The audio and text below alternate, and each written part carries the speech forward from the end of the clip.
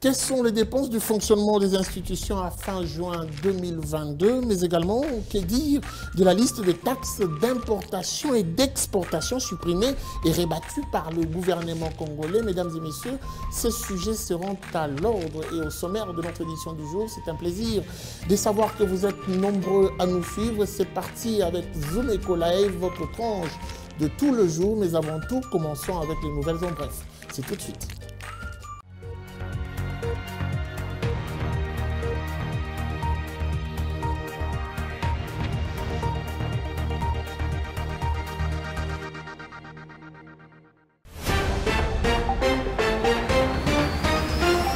Commençons ce Nouvelles en bref avec cette information. Dans le cadre de l'exécution du budget de l'exercice 2022, le gouvernement de la République démocratique du Congo a dépensé plus de 2654,6 milliards de francs congolais, soit plus de 1,3 million de dollars américains. À fin juin 2022, renseigne le rapport mensuel sur les états de suivi budgétaire. Ces documents indiquent que les prévisions linéaires de dépenses du personnel pour cette période ont été arrêtées à hauteur de 3156,7 milliards de francs congolais, soit plus de 1,3 million de dollars américains, ce qui représente un taux d'exécution des allocations budgétaires de l'ordre de 84,1% du montant total attendu au cours de cette période. Autre information, le gouvernement de la République démocratique du Congo a dépensé plus de 789,3 milliards de francs congolais, soit plus de 394,6 millions de dollars américains en 6 mois pour le fonctionnement des institutions du pays. D'après le dernier rapport sur les états de suivi budgétaire, les prévisions pour la rubrique fonctionnement des institutions publiques ont été fixées à 496,5 milliards de francs congolais, soit 248,2 millions de dollars américains. Poursuivons ces informations. Cette fois-ci, le ministre congolais du Commerce extérieur, Jean-Lucien Boussa, a exprimé sa satisfaction face à la mesure du gouvernement central relative à la suppression de certains prélèvements fiscaux à l'importation tout comme à l'exportation. Intervenant lors du traditionnel briefing organisé par le ministre de la Communication et Médias, le lundi 18 juillet 2022, Jean-Lucien Boussa a indiqué que cette mesure gouvernementale devrait permettre d'améliorer la stratégie de la relance économique par l'offre ou par la production, étant donné que le coût de production va baisser.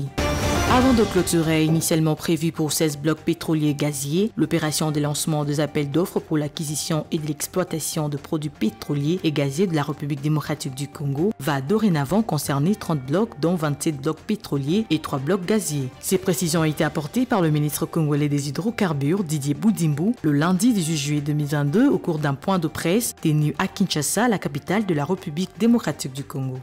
Et pour finir, en ce qui concerne la date de clôture de l'année scolaire 2021-2022, le ministre de l'enseignement primaire, secondaire et technique, le professeur Tony Mwaba Kazadi, porte à la connaissance de l'opinion publique en général et de la famille éducationnelle en particulier le réaménagement du calendrier scolaire relativement à la clôture de l'année scolaire. En effet, afin de ne pas perturber les déroulements des sessions ordinaires de l'examen d'État, qui s'étend du lundi 18 au jeudi 21 juillet 2022, la date de la clôture de l'année scolaire 2021-2022 est renvoyée au samedi 23 juillet sur toute l'étendue de la République. À cette occasion, un message officiel de clôture de l'année scolaire sera fait à Kinshasa à la date indiquée par l'autorité du tutelle. Fait à Kinshasa le 18 juillet 2022 par le professeur Tony Mwaba Kazadi.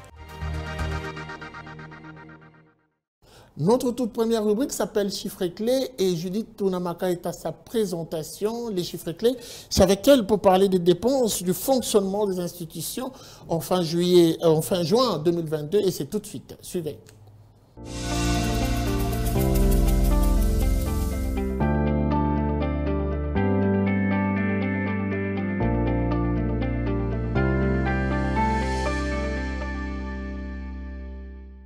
Alors, Judith Tunamaka, c'est un plaisir d'être avec vous sur ce plateau. Bienvenue. Merci Guy. Nous allons commencer déjà avec ces petits périples que nous avons l'habitude de faire. Nous allons slalommer avec vous ensemble pour prendre déjà le prix, la température, le taux officiel et le taux parallèle. Qu'est-ce que l'on doit retenir aujourd'hui? Voilà, pour commencer, nous allons nous intéresser aux tarifs de change à l'officiel. Dans cette catégorie, le taux reste inchangé. Comme hier, 1 dollar se monnaie à 2004 francs congolais, un franc CFA s'altère à 3,08 centimes et 1 euro se change à 2020 francs congolais. Pour ce qui est de l'approximatif, puisqu'il s'agit de choisir un endroit parmi plusieurs, nous sommes basés aujourd'hui à ma campagne et dans ce lieu, 1 dollar vaut 2037 francs congolais, un franc CFA revient à 3,20 centimes et 1 euro se coopère à 2070 francs congolais. Voilà, revenons finalement à notre thématique du jour pour parler de combien le gouvernement a-t-il dépensé pour le fonctionnement des institutions de janvier à juin 2021 avant de parler de 2022. À fin juin 2021, les allocations budgétaires au profit du fonctionnement des institutions du pays se sont élevées à hauteur de 304,8 milliards de francs congolais contre des prévisions budgétaires arrêtées à plus de 294,5 milliards de francs congolais, soit un tarif de concrétisation budgétaire de 103,5%. Alors parlons cette fois-ci de 2022. Combien le gouvernement a su dépenser ou débourser pour le fonctionnement de ces institutions fin juin 2022? En 6 mois de cette année en cours, le gouvernement de la République démocratique du Congo a décaissé une somme de plus de 789,3 milliards de francs congolais, soit plus de 394,6 millions de dollars américains pour le fonctionnement des institutions du pays. Et les conjectures ont été fixées à 496,5 milliards de francs congolais, soit 248,2 millions de dollars américains. De ce fait, le taux de réalisation budgétaire en faveur de la dite rubrique est de l'ordre de 159% au cours de la période sous analyse. Soulignons aussi que pour le seul mois de juin 2022, le gouvernement a transféré 258,3 milliards de francs congolais pour assurer le fonctionnement des institutions. À cet effet, le gouvernement congolais, qui s'est engagé à réduire drastiquement le train de vie du fonctionnement des institutions, devrait poursuivre ses efforts. Voilà, on va finir avec l'enveloppe globale. Combien exactement pour l'ensemble de l'exercice 2022 le gouvernement a prévu pour le fonctionnement des institutions? Concernant l'ensemble de l'exercice budgétaire 2022, le gouvernement congolais est appelé à mobiliser une somme globale de 995 milliards de francs congolais, soit près de 500 millions de dollars américains pour le fonctionnement des institutions du pays. Merci beaucoup à vous, Judith Unamaka, pour ces précisions. Je rappelle que vous étiez à la présentation des chiffres clés. Merci à vous, Guy.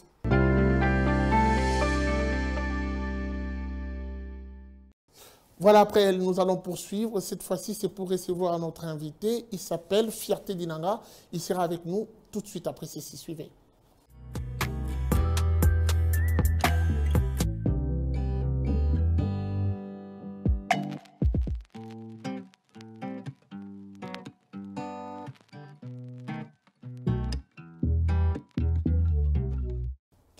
Notre invité s'appelle Fierté Dinanga. Avec lui, nous allons parler du secteur des hydrocarbures. Ah ben oui, une thématique assez claire. Il faut une attention particulière, selon lui, puisqu'il faudrait aussi que le chef de l'État ait un regard et le bon sur ce secteur qui continue à faire couler assez d'encre de salive. Fierté Dinanga, bienvenue. Merci. Alors, vous êtes connu pour vos analyses aujourd'hui. Vous ouvrez une brèche pour parler du secteur des hydrocarbures. Ça n'arrive pas assez souvent. Première question, il faut une attention particulière, mais pourquoi cette attention particulière du moment où il s'observe quand même un pas? Merci beaucoup de la pertinence de cette question. Il faudrait ici signaler d'entrée des jeux que dans ce secteur, il n'y a pas d'avancée, il n'y a pas d'amélioration. Il n'y en a pas assez ou il n'y en a pas? Ne me prêtez pas vos mots. Je dis que dans ce secteur, il n'y a pas d'amélioration. Pourquoi je dis qu'il n'y a pas d'amélioration? Parce que c'est un secteur aujourd'hui régulateur de la vie nationale en termes de carburant. Donc vous pouvez ici constater que lorsqu'il y a crise de carburant, la ville est paralysée. Vous êtes journaliste d'investigation, vous en avez eu des preuves il n'y a pas très longtemps. Donc il y a des gens qui sont dans des recoins, qui vivent à travers le pétrole, à travers l'essence et consorts. Alors si ce secteur n'est pas bien régulé, n'a pas une certaine technicité, ce secteur s'émeurt et c'est la crise dans la vie nationale. Mais à la tête de ce secteur, on a quand même vu plus d'une personne applaudir. Est-ce que ce n'est pas trop posé pour vous de le dire? L'homme de situation, ce n'est pas dans mon jargon, parce que ici, si nous voulons que le Congo puisse avancer, il faut être une force de proposition. On ne doit pas être là pour flatter dans le sens du poil pour les intérêts personnels. Ce secteur n'a pas d'avancement. Je vous donne un exemple. Il y a eu, avant l'avancement du ministre Boudjimbo, pour ne pas les citer, le ministre des hydrocarbures, il y a eu un incident dans le Bas-Congo. Cet incident qui a causé beaucoup de morts et de pertes en vies humaines. quand le ministre est arrivé en fonction, est-ce qu'il s'est-il imprimé ou inspiré de ce qui s'était arrivé pour pouvoir créer des méthodes palliatives pour que les mêmes causes ne produisent pas les mêmes effets? Je dis non. Non, pourquoi? Parce que jusqu'à ce jour, on est en train de constater que les transports de produits pétroliers se font que par la voie routière, tout en pesant les conséquences de ce qui s'était arrivé. Est-ce qu'il faut carrément, c'est la question qui arrive, suspendre ce transport par la voie routière ou l'encadrer? Mais nous avons les eaux qui nous entourent. Ça veut dire que les produits pétroliers peuvent arriver à Kinshasa à travers les eaux. Ça veut dire qu'il faut suspendre ou à la mesure du possible faire en sorte que ces transports se fassent que dans la nuit. Et dans ce secteur, j'en appelle d'ailleurs le regard et l'attention particulière du président de la République. J'aimerais que l'État gendarme du président de la République ou de la gestion étatique s'impose dans ce secteur qui est un secteur important pour la survivance de la vie nationale. Je souligne ici qu'il y a un bon bout de temps qu'il y a une entreprise qui s'appelle CEP Congo. CEP Congo qui était une entreprise qui avait fait ses preuves dans la gestion des transports de produits pétroliers. À un bon bout de temps, on n'avait jamais entendu qu'il y a eu des incidents de cette manière. Pourquoi? Parce qu'il y avait une technicité avérée. Et aujourd'hui, cette entreprise, j'ai ouï dire qu'il y a de crocs en jambes pour que cette entreprise ne fonctionne plus en quoi à bon escient. En quoi faisant? En privilégiant les particuliers au détriment de la nation congolaise. Parce que je crois que dans cette entreprise, le gouvernement congolais est actionnaire à la hauteur de plus de 30 ou 20%. Donc, l'État congolais en est bénéficiaire. Alors, si les microcosmes fonctionnels de cette entreprise ne fonctionnent plus à bon escient, la perte au niveau de l'État congolais aussi. Donc, toutes ces analyses me font croire que le président de la République devrait aujourd'hui, en termes de propositions, j'ai dit, il devrait aujourd'hui s'élever, donner un ton gendarme dans ce secteur pour ne pas permettre que les mêmes causes produisent les mêmes effets. J'ai ici démontré que sur les trajets du point X et un point Y, il y a des gens qui y vivent. Et lorsque vous ne contrôlez pas les transports des produits pétroliers, il y aura toujours des incidents, des incendies. Alors, selon vous, il faudrait, selon votre analyse, il faudrait à tout prix faire revivre CEP Congo qui a l'expertise dans le transport et la logistique pétrolière. Mais écoutez, je l'ai dit ici pour dire que lorsqu'il y a des mérites, il faut les accompagner pour les besoins de tous. CEP Congo, je cite que c'est une entreprise qui a fait ses preuves dans la capitale. Est-ce que CEP seul pourra faire face aux besoins qui se présentent aujourd'hui? Non, CEP Congo et l'État congolais... Est-ce qu'il ne faudrait pas une concurrence loyale? CEP Congo et l'État congolais, c'est l'officiel. Les particuliers et les privés, ces derniers viennent pour les besoins de la cause. Et à coulage de capitaux.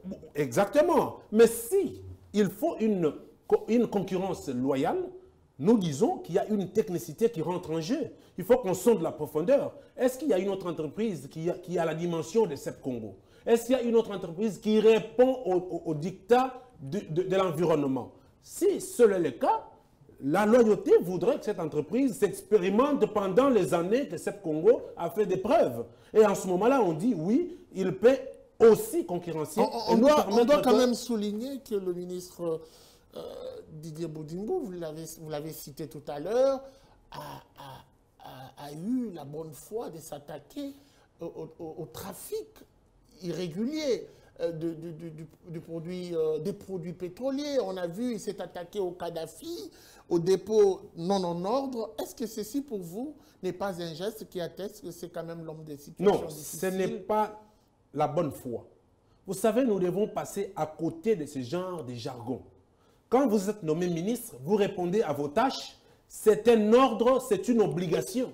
Il n'y a pas la bonne foi. Il y a dû retomber après cette action. J'en arrive. S'il avait mieux fait son devoir, on aurait senti les retombées. Et j'interpelle ou j'en appelle à la conscience de nos dirigeants pour pouvoir comprendre qu'il y a des gens qui sont prêts à faire mieux le travail et qui l'ont déjà fait, qui ont déjà fait des preuves pour le bon fonctionnement de la République. Il y a des gens ou des entreprises? J'ai dit des entreprises. Ouais, des entreprises. Ouais. Voilà pourquoi j'ai dit, pour réguler la vie publique et permettre à ce que le fonctionnement soit équitable, il faut des entreprises qui ont fait des preuves, puissent mieux faire le travail, et les individus qui viennent pour les besoins de la cause, les mettre à côté pour le bon fonctionnement des institutions de la République et du Congo en soi. Et j'en appelle encore une fois, je sais que le président de la République, Félix Tshisekedi, que je félicite tant, qui fait bien son travail malgré les oiseaux de mauvais augure qui sont dans ce pays, qui ne veulent pas voir les gens faire mieux les choses.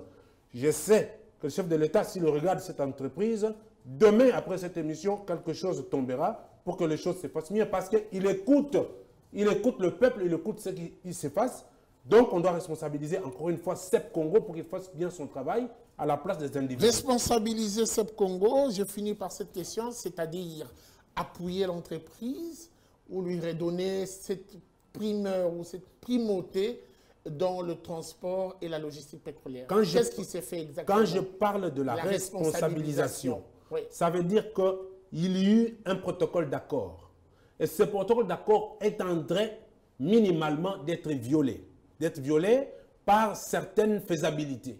Voilà que nous voulons que ces faisabilités soient recadrées, que CEP Congo soit l'interlocuteur majoritaire ou privilégié du gouvernement congolais comme il a été, pour pouvoir permettre le transport de produits pétroliers. Vous faites recours à CEP Congo, le transport pour la plupart, au-delà du transport fluvial, au-delà du transport, je crois aussi, à moins que je me trompe, par chemin de fer, CEP Congo recourt aux pipelines, mais les pipelines datent des années et sont aujourd'hui très vétustes. Comment on peut recourir à une entreprise qui n'a pas les conditions C'est une très grande... maximale pour assurer... C'est une très grande question qui fait appel au ministre celui qui s'occupe d'habitat. Parce que les gens construisent, même à côté... vous les avez appelés comment? Les pipelines. Voilà. Les gens sont en train de construire même à côté de ces dispositifs pour pouvoir ne pas permettre le bon fonctionnement de cette entreprise. Voilà pourquoi j'ai dit que le gouvernement, dans sa siciparité, devrait en soi, chacun dans son devoir, faire quelque chose pour permettre à ce que cette entreprise fonctionne. Parce que CEP Congo avait tous les matériels ou a toutes les dispositions possibles pour pouvoir donner du bon boulot. Alors, chaque ministre dans ce secteur qui voit qu'il y a apanage dans ce qui est en train de se faire ou il y a ambiguïté, que ces derniers interviennent pour permettre à ce que les gens qui construisent à côté de ce dispositif que vous avez cité puissent pouvoir ne pas construire là afin de permettre à ce que, ici, nous parlons de la vie nationale. Et quand on perd un seul Congolais, ça fait très mal. Si vous êtes humain et que vous avez de la famille, et que vous mettez en tête que ça serait votre frère qui se serait calciné dans des incendies qui se sont passés dans le Bas-Congo. Donc, à chacun son travail. Merci. On ne peut pas faire des choses pour les besoins de la cause. Merci beaucoup à vous, Fierté Dinanga, d'avoir répondu à notre invitation. C'est moi qui vous remercie. Voilà, après lui, nous allons cette fois-ci prendre une autre rubrique. Il s'agit ici de Zomo Nze, qui nous sera présentée par Naomi Kandé. C'est tout de suite.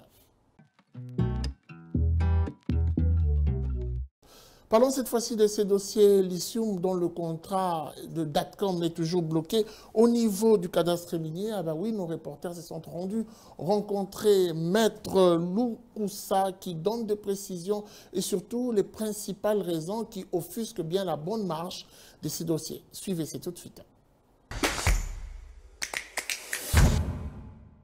Nous avions juste été surpris de voir le cadastre minier sortir dans un atelier de pouvoir parler de l'étude de faisabilité violant le droit de réserve de l'agent public. Vous devez noter que le code minier avait donné de manière exceptionnelle la compétence au cadastre minier selon l'article 155-156 du règlement minier de pouvoir notifier, n'est-ce pas, la société, notamment dans le cas d'espèce la société Datcom, de pouvoir lui notifier la décision qui avait été prise par le ministre des Mines donnant un permis d'exploitation à la société Datcom. Le cadastre minier étant un instrument de visibilité de la politique du climat des affaires en RDC est en train de rendre un très mauvais service à son Excellence, Monsieur le Président, qui a attiré des investisseurs au pays. Mais le cadastre minier, en bloquant cela, il ne s'agit plus d'une affaire simplement de Datcom, AVZ et Cominière, mais il bloque en même temps l'État congolais pour avoir les 10%. Il se bloque lui-même pour se faire payer le droit superficiel, mais il envoie un très mauvais message dans l'industrie minière que voilà, le cadastre minier peut prendre une décision de bloquer le développement, n'est-ce pas, d'un projet aussi important. C'est un très très mauvais coup dur pour le climat des affaires en République démocratique du Congo. Datcom n'est pas AVZ. C'est une personnalité juridique différente qui n'est impliquée dans aucun conflit. Vous allez vous rendre compte, comme il y a des financiers qui ont mis de l'argent et que vous les faites attendre, n'est-ce pas, une année, vous les faites attendre 2 ans. Quand vous calculez le ratio de crédit, puisque eux doivent pouvoir comptabiliser, savoir que, ok, vous nous avez promis de pouvoir mettre de l'argent, nous avons mis de l'argent et on a atteint de manière phénoménale, avant même le démarrage des travaux de construction, plus de 4 milliards de dollars en termes d'intention. 500 millions de dollars disponibles pour pouvoir construire toute la partie des infrastructures. Il ne s'agit pas uniquement de construire la mine. Pensez à des milliers et des milliers de jeunes qui vont venir dans cette zone économique spéciale, ouvrir des sociétés, obtenir des marchés à la mine. Vous imaginez le fait catalyseur. Et pendant 10 ans, ils ne vont pas payer d'impôts. Il s'agit de réhabiliter la voie ferrée, n'est-ce pas, qui va vers Kalemi, de construire la route de Kabondo-Dianda, de prendre l'aéroport de Manono, cet aérodrome, d'en faire un aéroport international, de construire un greenhouse qui va pouvoir permettre le développement de l'agro-business, de développer les voies ferrées, etc. Donc, quand vous faites le calcul, vous vous rendez compte que l'État perd 300 000 $ par jour. Aujourd'hui, nous sommes à plus de 65 jours depuis la non-notification. Faites un bête calcul, vous avez le montant en millions. OK, sur le plan des revenus de la société, puisque l'État est à l'intérieur. En plus de ça, l'État perd ses revenus dans la société parce que les revenus seront distribués entre, n'est-ce pas, les actionnaires. L'État est là-dedans déjà avec 10%. Et puis derrière, vous avez également la cominière qui perd de l'argent. Au bout du compte, c'est l'État qui est perdant dans cette démarche. Naomi Kande nous amène nous balader dans ces différentes plantations de café d'été où elle nous ressort le prix de ces variétés de thé et café. C'est tout de suite Zoumwende et c'est maintenant.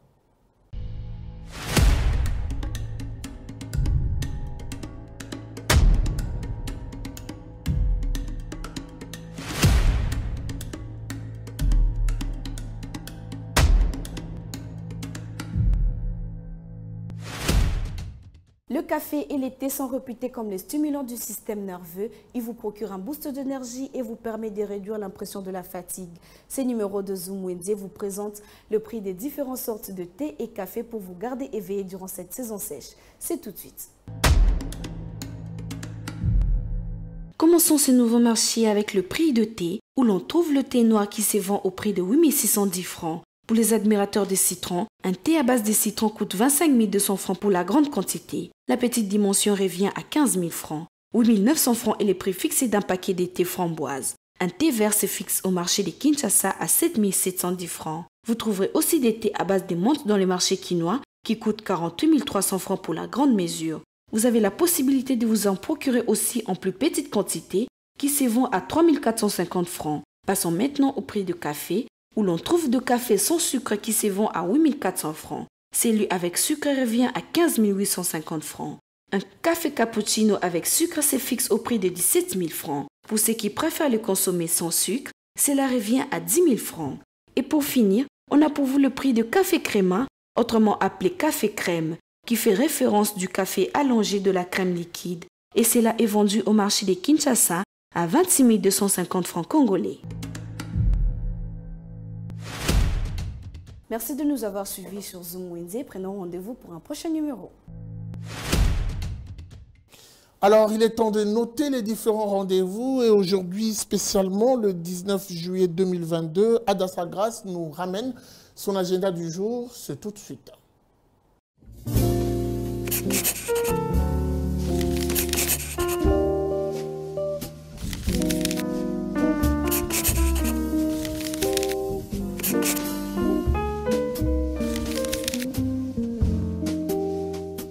Bienvenue à l'agenda, voici les rendez-vous du jour. Le programme Eau, Forêt, Énergie et Climat en Afrique, avec la province de l'Équateur, organise une journée africaine de l'écologie et de la foire africaine des initiatives écologiques, le jeudi 20 juillet prochain, dans la province de l'Équateur, précisément à Mbandaka. L'activité aura pour thème forêt, eau continentale, diplomatie climatique sud-sud et sud-nord, enjeux de taille pour le développement durable. Un autre rendez-vous à prendre cette fois-ci, il s'agit d'une formation virtuelle sur le droit des consommateurs dans le contexte économique actuel qui aura lieu le 21 juillet prochain à partir des 18h. Et pour finir, signalons que la Fondation Entreprendre organise une formation de partie sur la gestion de projets. Elle débutera du 22 jusqu'au 23 juillet prochain de 14h à 17h. Merci de nous avoir suivis. Au revoir. Saviez-vous que la pêche pouvait nourrir des familles et permettre également une organisation assez importante et même assise? Ah ben oui, nous avons rencontré un pêcheur qui a voulu partager avec nous son expérience. Nous allons avec vous déjà dans la province du Tanganyika où ces pêcheurs parlent de son expertise, mais également nous montrent comment il arrive à nouer les deux bouts du mois. Tout de suite, article 15, c'est parti.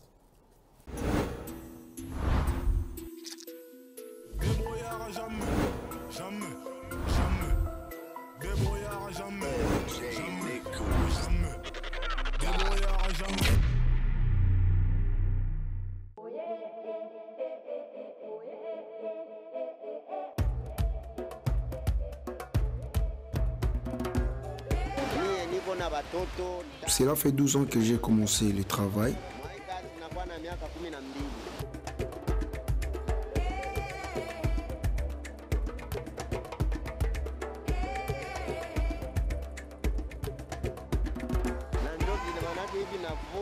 Avec ce que je gagne, cela me permet de survenir aux besoins de la maison. Si la pêche est bonne, comme on le fait à 3, on peut gagner et se partager entre 50 000, 100 000 ou 250 000 francs. Cela dépend de comment la journée va se présenter.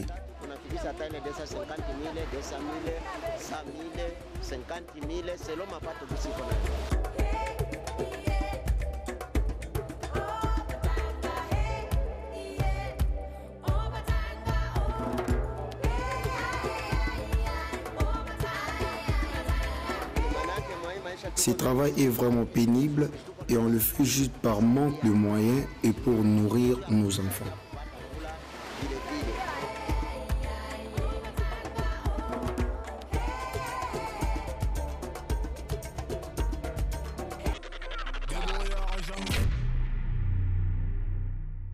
Allez, c'en est fini pour aujourd'hui. Merci de nous avoir suivis. La suite, c'est sans doute au prochain numéro avec le même plaisir. Vivez heureux, vivez 100 ans. Au revoir et à très vite.